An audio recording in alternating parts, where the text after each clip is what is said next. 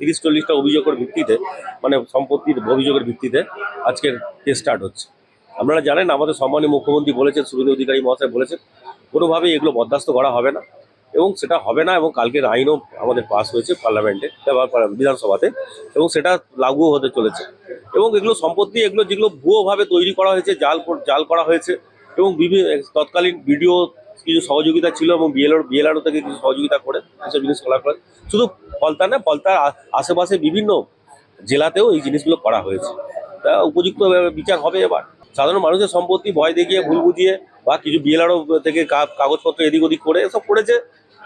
এবার প্রকাশ পাচ্ছে, সাধারণ মানুষ এতদিন বলতে পারেনি, এবার বলছে। তাদের গণতন্ত্র ফিরে এসছে এতে, ফলতাতে। সেই জন্য আজকের পারছে তারা বলতে।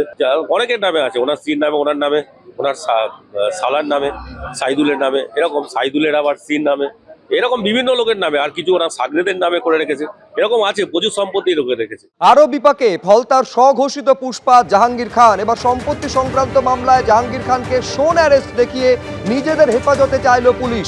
আরো বিস্তারিত আমরা এই নিয়ে জানবো, কথা বলবো। পার্থ প্রতিম ঘোষ আমাদের প্রতিনিধি রয়েছেন। পার্থ, তুমি ইতিমধ্যে দেখেছো যে জাহাঙ্গীর খানের যে সম্পত্তি, সেই সম্পত্তির তালিকা পুলিশ তৈরি করছে এবং সেক্ষেত্রে প্রায় 60টির উপরে দলিলের হদিশ তারা পেয়েছে। এবং এর পাশাপাশি জাহাঙ্গীর খানের নামে ফলতা থানায় আরো অভিযোগ দায়ের হয়েছে।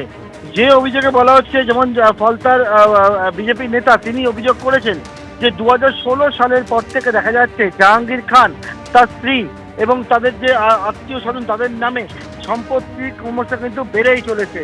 এবং সেই যে সম্পত্তি বেড়েই চলেছে ক্রমশ, এবং সেই জায়গায় তারা মনে করেন যে এক্ষেত্রে কিন্তু তদন্তের প্রয়োজন রয়েছে।